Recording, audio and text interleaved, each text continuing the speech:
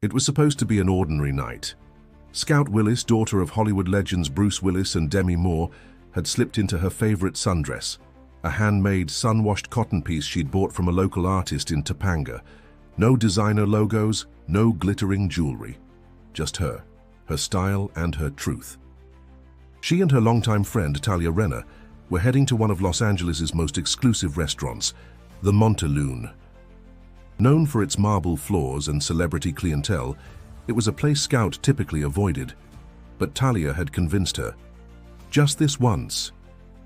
They've got this mushroom risotto that will change your life. They arrived just before 8 p.m., laughter still clinging to their words as they walked through the etched glass doors. The hostess smiled stiffly, eyes flitting from their faces to their clothes. She whispered something to a man in a gray suit standing nearby. He approached.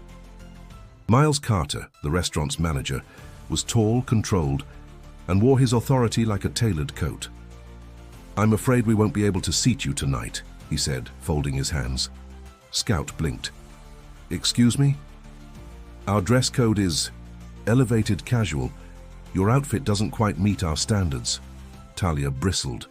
"Are you serious? She looks amazing." Scout looked down at her dress. Simple, yes, but clean, tasteful, elegant in its own way. "Is this about my dress?" Miles didn't flinch. "It's about maintaining the ambiance our guests expect." Behind them, an older couple in athleisure gear were being seated without hesitation. Scout's breath caught. "So, that man in track pants and sneakers is fine, but I'm not?" she asked. Miles simply stepped back and gestured toward the door. "We reserve the right to refuse service."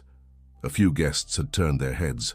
The room grew quieter, eyes pressing against her skin. The familiar sting of judgment returned, as if she were 13 again, walking the red carpet in a dress her mother had praised, but the tabloids had mocked. Without another word, Scout turned. Talia followed close behind, fuming. That was disgusting. They stepped onto the sidewalk, the air sharp with evening chill. Talia pulled out her phone. "I'm posting this. People need to see it." Scout hesitated. "No, Tal. I don't want it to become a thing." But it already was. A man exiting the restaurant had caught the entire exchange on video. By the time Scout reached home, her name was trending on social media. Bruce Willis's daughter thrown out of LA hotspot for bad fashion sense. Scout Willis, dress code disaster or celebrity overreaction? Is Hollywood royalty above the rules? And beneath every headline, a flood of comments, some supportive, others cruel. People who had never met her were dissecting her body, her choices, her worth. She sat in her kitchen in silence. The warm light of the hanging bulb did little to cut through the cold rising in her chest. This wasn't new. Scout had grown up in a world where everyone had an opinion about her. Her childhood had been a whirlwind of camera flashes, whispered gossip, and comparisons to her parents. But something about tonight hurt differently. Maybe because she hadn't been trying to make a statement. She had just wanted a quiet dinner with a friend. Her phone buzzed, a text from Demi. "Saw the video. Call me when you're ready. I love you." Scout stared at the message for a long time, then closed her eyes. By the time the sun rose over Los Angeles, the video had already surpassed 1 million views. The public was split, loud, and merciless. Some mocked Scout's dress as hipster rags. Others accused her of flaunting privilege and playing the victim. A few kind voices tried to rise above the noise, calling out the hypocrisy, the quiet sexism, the social policing disguised as etiquette. But they were drowned in the flood of judgment. Talia's video, posted shortly after the incident, gained traction too. She'd captioned it, "When authenticity is a threat to luxury." Scout hadn't left her apartment all morning. She avoided interviews, ignored emails, turned down morning show invites. Her thoughts looped, not just about the humiliation, but about how easily the world devoured people who didn't conform. She sat curled on the couch, scrolling the comments beneath a tabloid article. "This is why Hollywood kids are insufferable. It's just a dress code. Grow up." Typical, always trying to make everything political. Then her phone rang. It was Demi. "Mom." Scout's voice cracked the moment she answered. I know, baby. I saw everything, Demi said gently. You didn't do anything wrong. Scout didn't respond right away. The silence on the other end of the line was filled with warmth. Want me to come over? Demi asked. Scout exhaled. No. I just needed to hear your voice. All right, but remember, they can scream all they want. You're still standing. They talked for a few minutes, Demi reminding her of past storms they'd weathered, more brutal than this one. The time Scout's teenage photos had been leaked, the time a magazine had called her a waste of lineage. Scout smiled, even chuckled a little. Her mother had always known how to make pain feel manageable. But across town, something unexpected was stirring. In the cozy comfort of his home in Brentwood, Bruce Willis sat beside his caregiver, staring at the television. Though words sometimes slipped from him, emotion still blazed behind his eyes, and when a clip of Scout being dismissed played on the screen, something shifted. His hand clenched. Emma, Bruce's current wife, noticed immediately. She gently kneeled beside him. "Do you know who that is?" she asked softly. He blinked slowly, then nodded. Scout. It was the clearest word he had spoken all day. Emma squeezed his hand. "She's okay, but she's hurting." He didn't say anything else, but he kept watching, face taut, jaw locked with a father's protective fury. Later that afternoon, Scout received another message, this time from Emma, a short video. Bruce sitting upright, holding a small sign, on it, in his shaky handwriting, "Nobody shames my girl." Tears welled in Scout's eyes as she played it again and again. Her father, in the fog of his illness, had still found his way to her, not with a fiery speech or a viral quote. Just a few scribbled words, enough to remind her she mattered. Scout's hands trembled as she forwarded the clip to Talia. "Post it," she wrote. "People need to see this." An hour later, the video was live. The internet trembled. The comments changed. This made me cry. Bruce still being a dad in the most powerful way.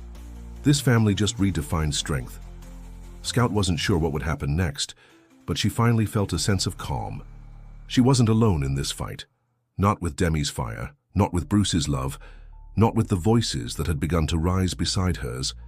And for the first time in days, she stepped out onto her balcony and breathed. The next morning, Scout's name wasn't just trending, it was everywhere. The video of Bruce Willis holding the sign had gone beyond viral. News anchors paused mid-segment, visibly moved.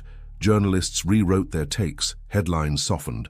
And online, something rare was happening. Empathy was eclipsing outrage. Celebrities began to weigh in. Zendaya reposted the video with the caption, "Let people live. Scout, you're radiant." Emma Watson tweeted about internalized beauty standards and applauded Bruce for his gesture. Even Michelle Obama posted a heartfelt message. "Dignity is not a dress code, it's how we show up for each other." But the noise didn't die, it shifted. The conversation evolved from one woman's dress to broader questions. Why do we police women's appearances?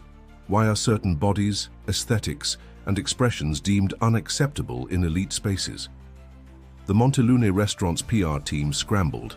Their official statement, cold and evasive, only stoked the fire. "We remain committed to preserving the ambiance our guests expect. We regret any discomfort caused." Discomfort. That word echoed in Scout's mind as she walked into Demi's home the following afternoon. Her mother was waiting with tea and open arms.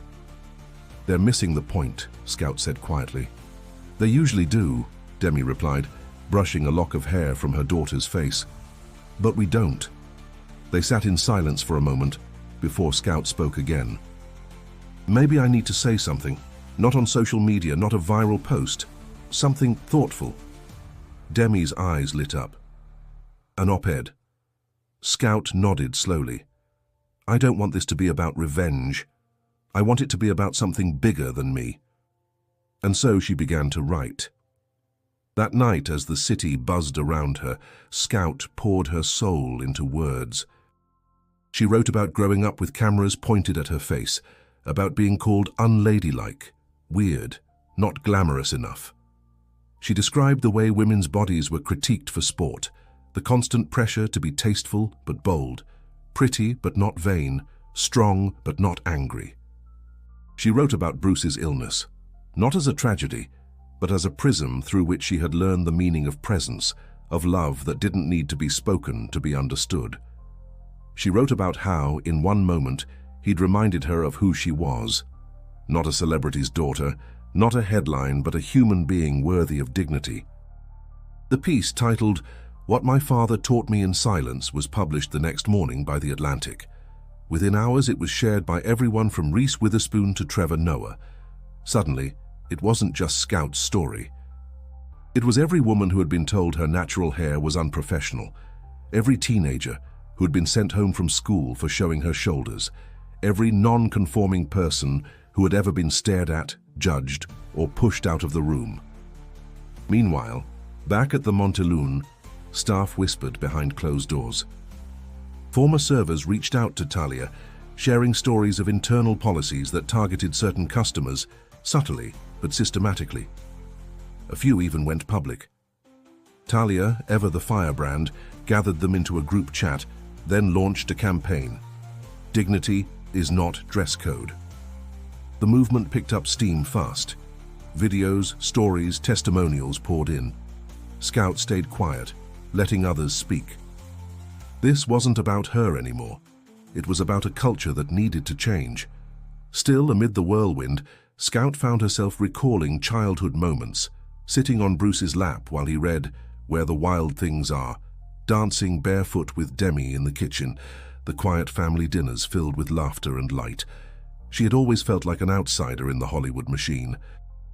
But now, for the first time, being different felt like power, and she wasn't alone anymore. The movement had outgrown the moment. What began as a humiliating dinner snub had evolved into a cultural reckoning. Dignity is not dress code trended for days. Thousands of people, women, non-binary individuals, even men, shared stories of being turned away, excluded, or shamed based on appearance.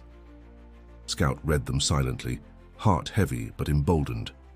At the Montelune, pressure mounted. Regulars began cancelling reservations. Investors grew restless. An open letter signed by over 50 public figures demanded accountability. Inside, staff morale plummeted.